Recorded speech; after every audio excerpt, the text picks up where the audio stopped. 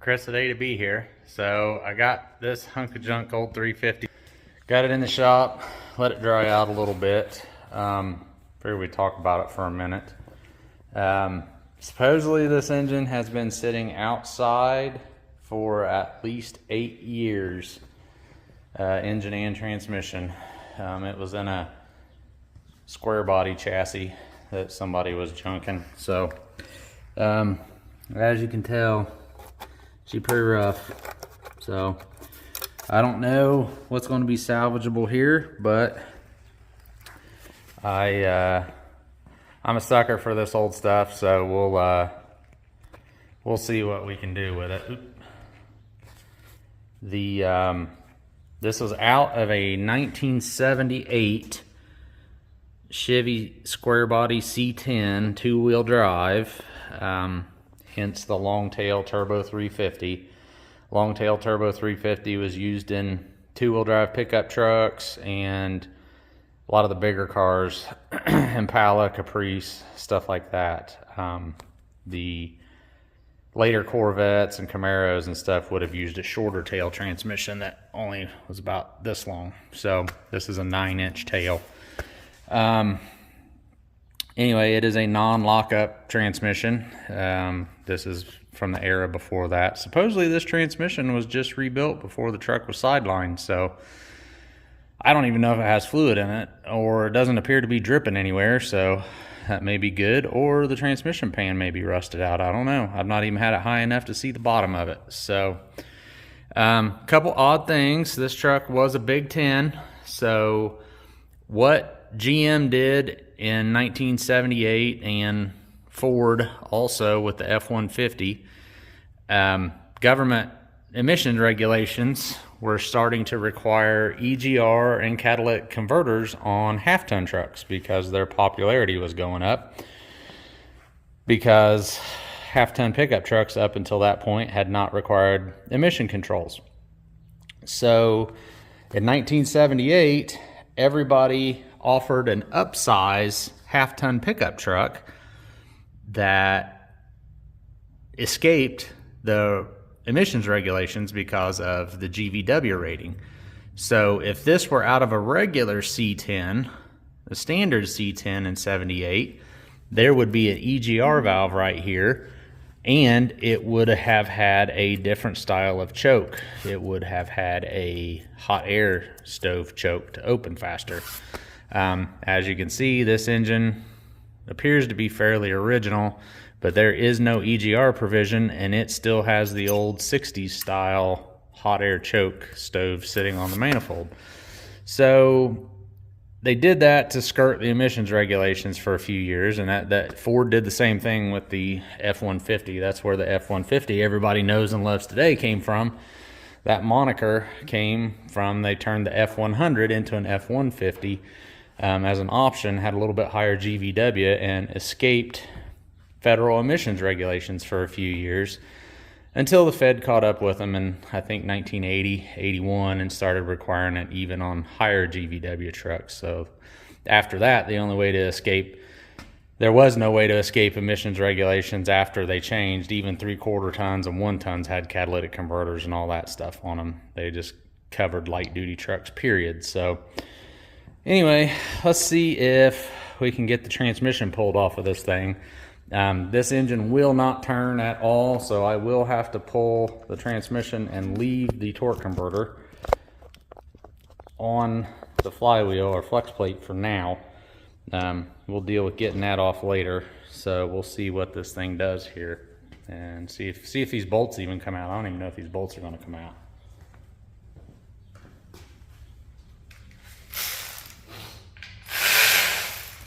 Hope I had the right side socket. Gotta get this pan off, the flywheel pan underneath. No, that's not correct either.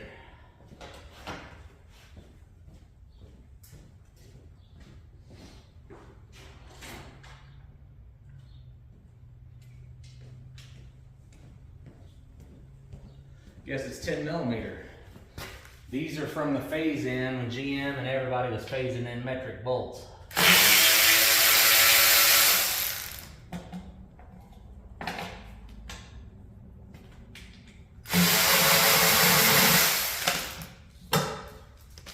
70s cars and 80s cars had a lot of mixed match bolt sizes.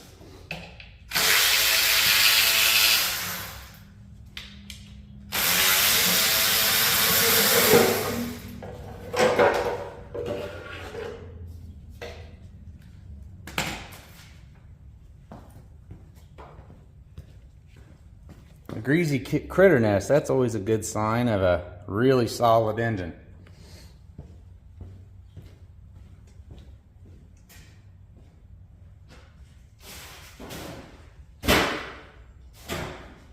Clean that up later. Now, let's see if any of these bell housing bolts come out. I hope they do. If not, we'll get the torch out.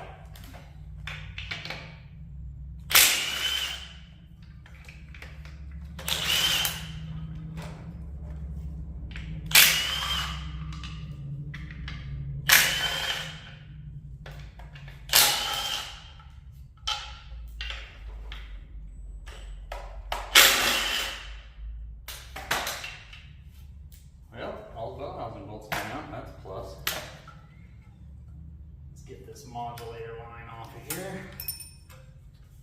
Clip. I'll have to wait to get that off there until all the. Well, looks like the transmission's got a pane full of water, which is totally what I expected. I'm gonna grab a pry bar.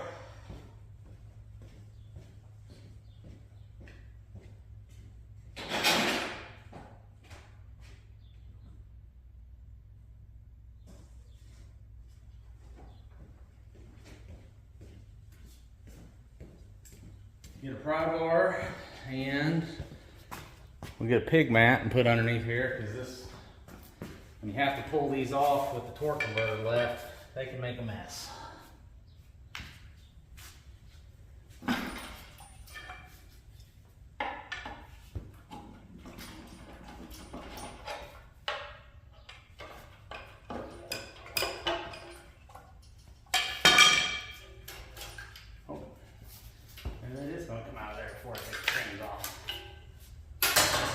Good, gets it out of my way.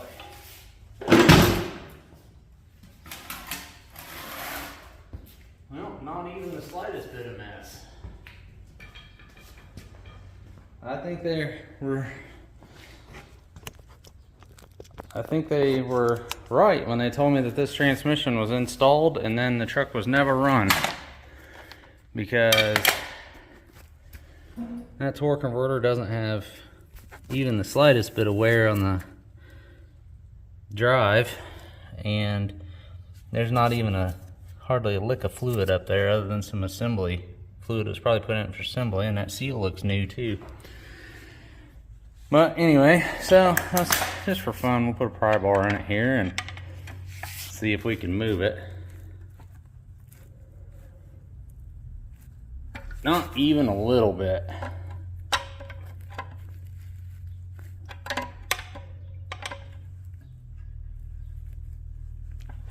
Alright, well, I'll put you back on the stand and I'll try to get this torque converter pulled.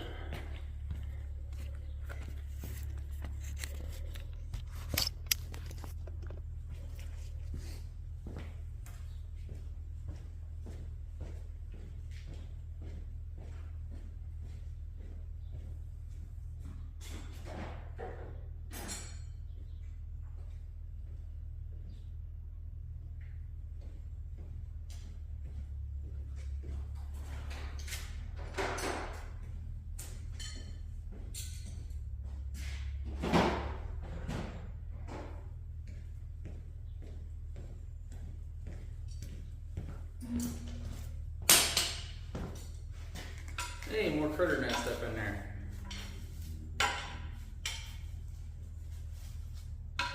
Only thing better than finding a critter's nest is you find critters still living in it, but I think they've jumped ship.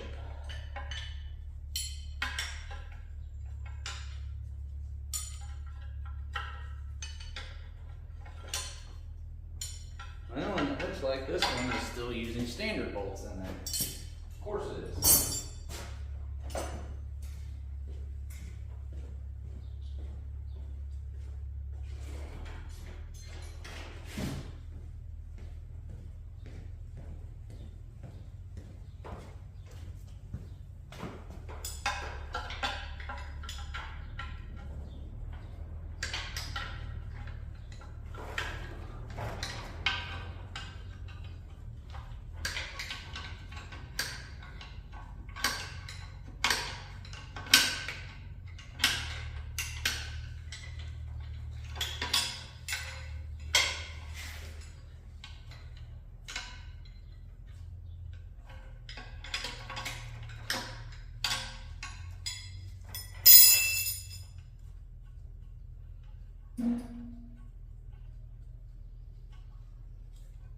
these 3 bolts out of here.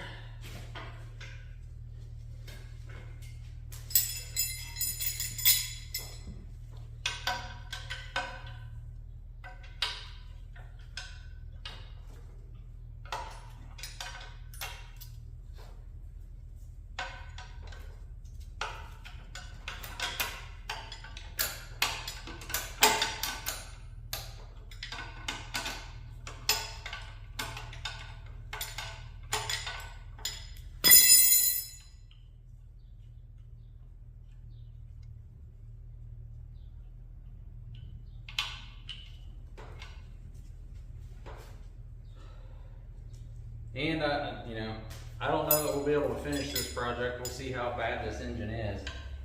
My thought process is I want to use some cheap knockoff Amazon parts to rebuild it. We'll see how bad that stuff is.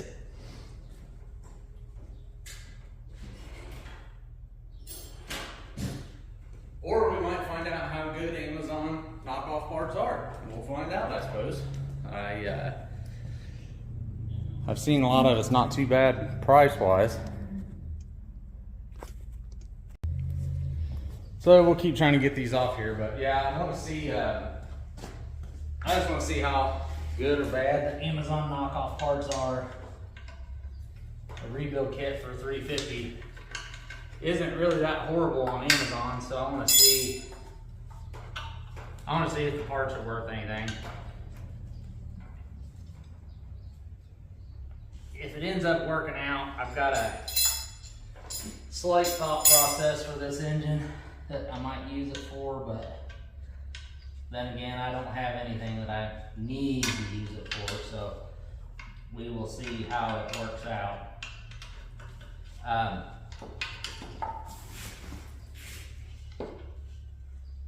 Trying to pull off on me now.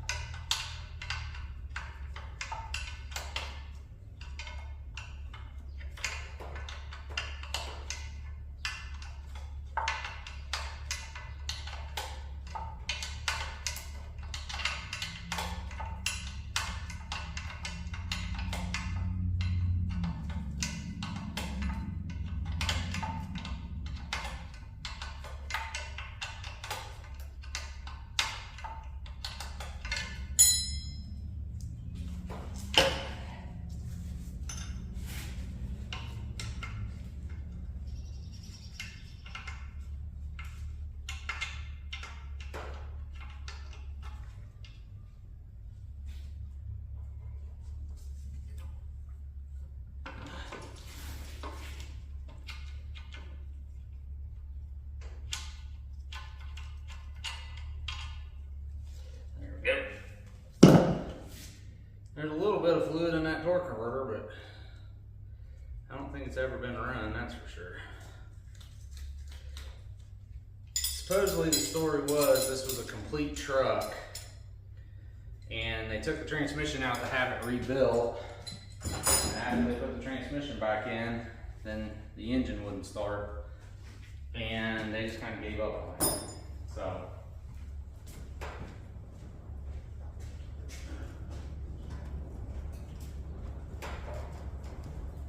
get a bucket here to put this converter in and let it drain.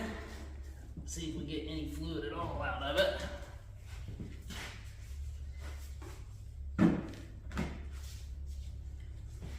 Get the rest of this critter nest out of here.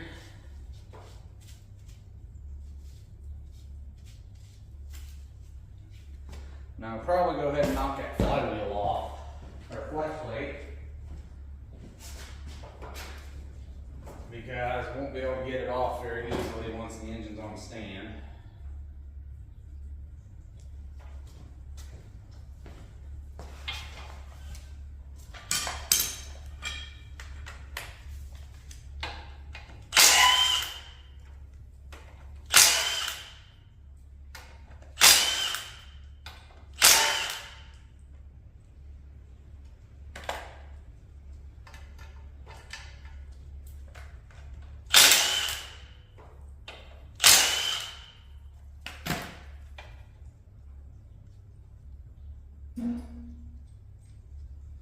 Get all the flex plate bolts out of there.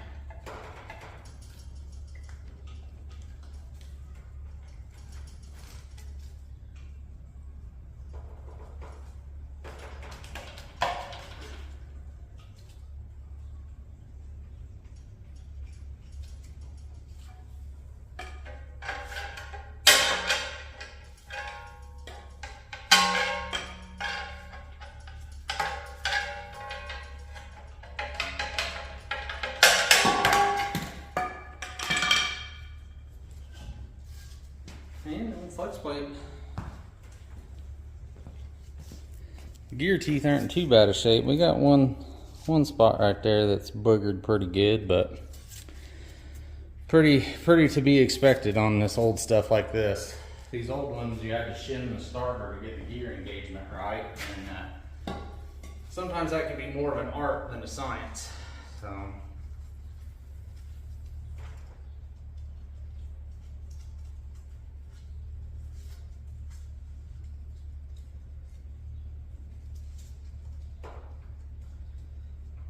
Got plenty of mouse poop there, that's for sure.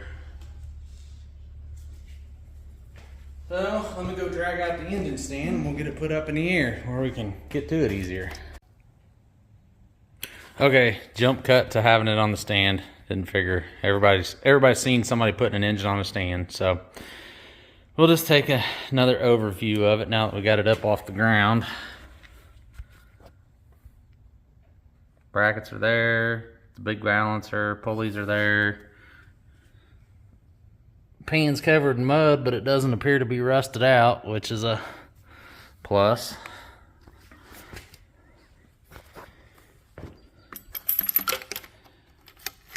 Intake's pretty rusty. Water been running down it, so. But anyway, let me go grab a bucket and a wrench, and we'll do this in real time here. We'll drain the oil out of it and see what's in it. Okay, here we go.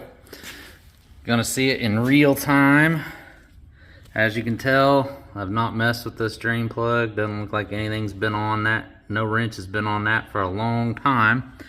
So you're gonna see it as I see it. See what kind of goodies await us in this thing. See if I can do this with one hand and hit the bucket. Because I have a feeling there's going to be a ton of water to start with. Ooh, clear water. That's always a good sign. A little bit of oil squirting out there with it.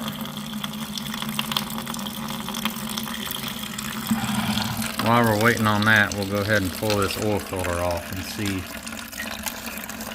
Maybe we can give us some idea of what this engine's original running condition was.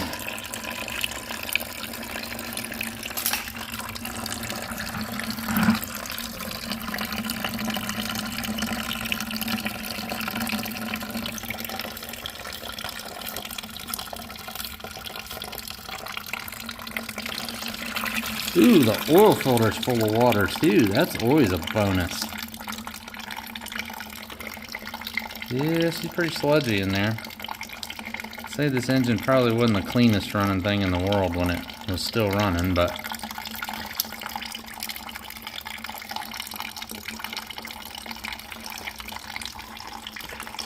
then again, this thing's not rusty. Surprised it's not rusty for all the water that was in it. Nah, we got us a big old sludge booger. Got a big sludge booger plugging the hole here. Let's go grab a screwdriver. Alright, got a big sludge booger in the bottom there plugging the hole, so let's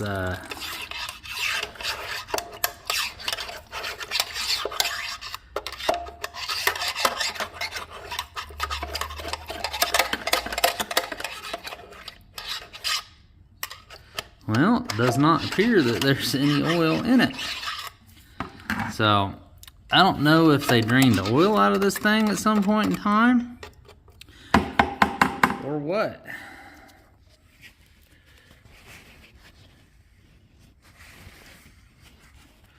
But that's all there was in it. There wasn't nothing in there as far as oil.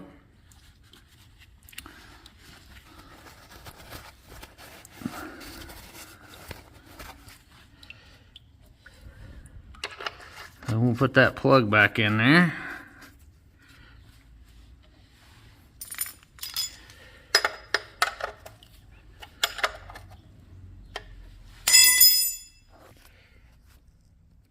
So that's where we're at with it right now. It's about all the time I got to deal with it today. Got other stuff to do here, so probably be getting on that. Next episode, we'll start trying to tear this thing apart and see what there is to see in it. I mean, we might be able to fix it, or it might be a exercise in futility, so who knows.